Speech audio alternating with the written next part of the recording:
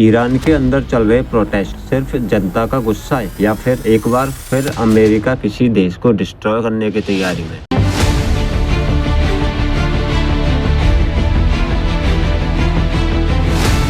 ये कोई फिल्म नहीं है, ये कोई कहानी भी नहीं है, ये वो हकीकत है जो धीरे धीरे पूरी दुनिया को निगल रही है। We shall never surrender! Iran क्योंकि अंदर से जल रहा है और अमेरिका उसे बाहर से घेर रहा है। जंगी जहाज आगे बढ़ चुके हैं, मिसाइल तैयार हैं और एक आदमी पर्दे के पीछे बैठ के पूरी आग में पेट्रोल डाल रहा है। नाम है डोनाल्ड ट्रंप।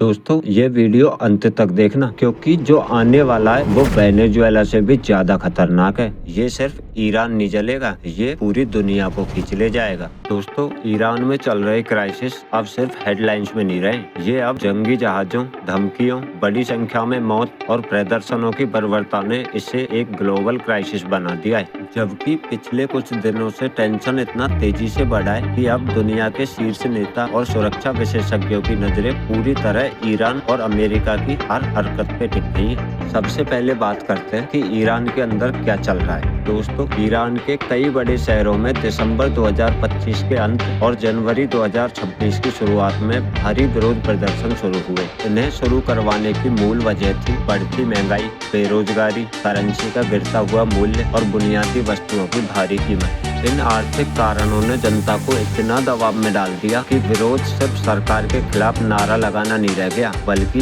यह एक बड़ा नेशन वाइड मूवमेंट बन गया। इन प्रदर्शनों ने this is the final battle और पहलवी विल रिटर्न जैसे नारे भी दिए, जो ईरानी जनता के अंदर यह सिग्नल देते हैं कि वे अब सिर्फ आर्थिक परिवर्तन नहीं बल्कि सरकार का ही अंत चाहते हैं। जबकि सरकार ने भी इन प्रदर्शनों को भारी बर्बर तरीके से क्रैकडाउन किया है। इंटरनेट बंद कर दिया गया और हजारों प्रदर्शनकारियों को गिरफ्तार भी कर लिया गया। कुछ रिपोर्टें तो इतनी भारी हैं कि दावा किया जा रहा है 5000 से भी ज्यादा लोग अब तक मारे जा चुके हैं। यह उस इतिहास की सबसे बड़े इंटरनल अनरेस्ट में से एक माना जा रहा है, जो 1979 की ईरानियन रेवोल्यूशन के बाद शायद सबसे गंभीर स्थिति है। अब आगे बात करते हैं उस इंसान की जो दुनिया को हर बड़ी ग्लोबल टेंशन की तरफ खींचता है, बोले तो ट्रम्प अंकल।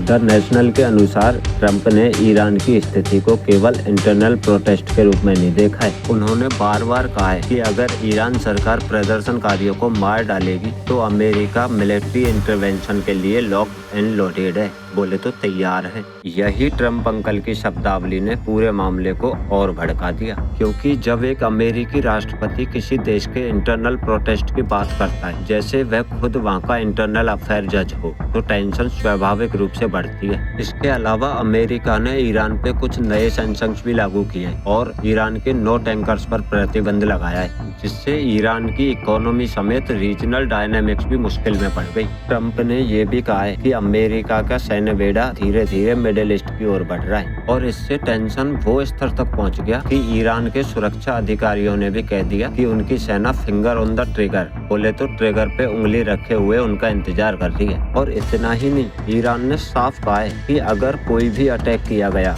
छोटा या बड़ा, तो वह उसे ऑल आउट वॉर, बोले तो पूरा युद्ध समझेगा। और यही बयान दुनिया के मिलिट्री एनालिसिस्ट को शॉक कर रहा है, क्योंकि लोकतांत्रिक तरीके से उठ रहा प्रदर्शन अब शायद इंटरनेशनल कॉन्फ्लिक्ट में बदल सकता है। इधर अमेरिका ने भी मिडिल ईस्ट की तरफ बड़े aircraft carrier strike groups, guided missile destroyers, F-15S और अन्य एसेट्स को डिप्लॉय करना शुरू कर दिया है। दोस्तों ये चीज सिर्फ दिखावा नहीं है, क्योंकि जब अमेरिका अपने जहाज, विमान और सेना को किसी रीजन की तरफ भेजता है तो वो बयानबाजी से आगे मिलिट्री प्रेजेंस तैयार करने जैसा कदम होता है। ये वही टैक्टिक है जैसे वे पिछले साल वेनेजुएला जैसा मुद्दे पे भी करते रहे।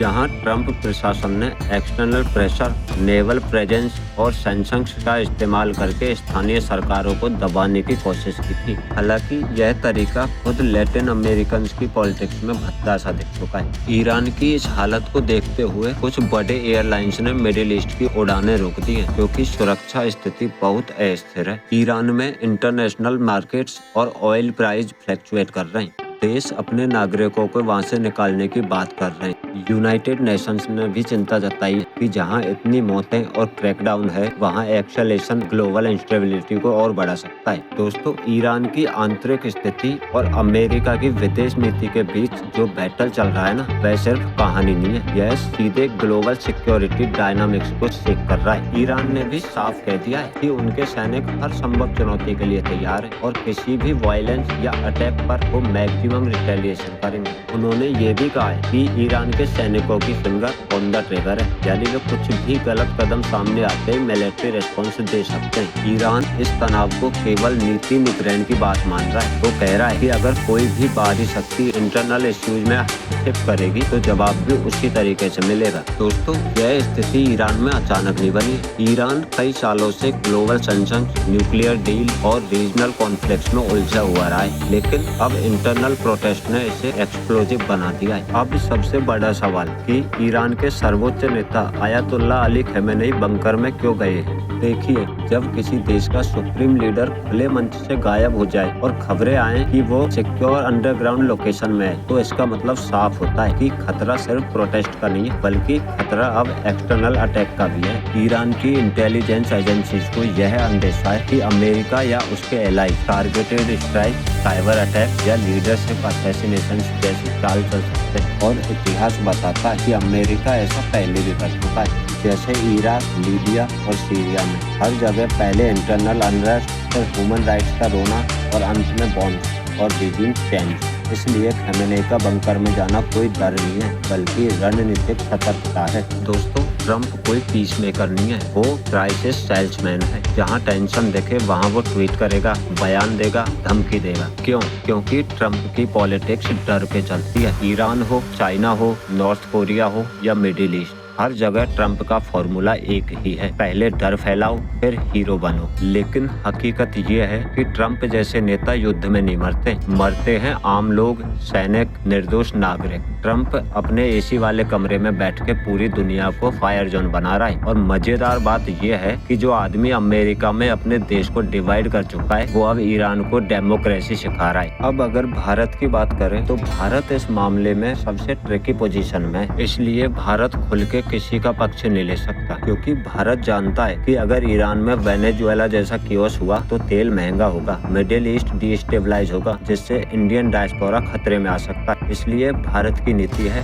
Wait and watch, no direct interference. लेकिन भारत की ये चुप्पी मजबूरी है, कोई कमजोरी नहीं है। अब आखिरी और सबसे बड़ा सवाल, क्या अमेरिका और ईरान की टेंशन वॉर में बदलेंगी? तो इसकी संभावना है, लेकिन तुरंत नहीं। लेकिन कोई एक मिसाइल, कोई एक स्ट्राइक या कोई एक गलत कदम हुआ तो ये कॉन्फ्लिक्ट पूरे रीजन को आग में झोंक सकता है। दोस्तों, आज की दुनिया में सबसे खतरनाक चीज है इनरेस्पॉन्सिबल लीडरशिप, और ट्रंप अंकल उसी का सिंबल है। ईरान की सड़कों पे खून बह रहा है और व्हाइट हाउस में बयानबाजी चल रही है। अगर यही चलता रहा तो ईरान अगला वेनेजुएला नहीं, बल्कि अगला ग्लोबल फ्लैश पॉइंट बनेगा, और इसका असर भारत, एशिया और पूरी दुनिया पे पड़ेगा। जब नेता युद्ध को खेल समझने लगे तो आम इंसान की लाशें खबर बन जाती हैं। दोस्तों, अगर आपको यह एनालिसिस सही लगा तो वीडियो शेयर करें, सवाल पूछें और कमेंट में बताएं आपको क्या लगता है ट्रंप अंकल दुनिया को किस तरफ ले जा रहे हैं। यहाँ तक वीडियो देखने के लिए आप सभी का धन्यवाद। जय हिंद।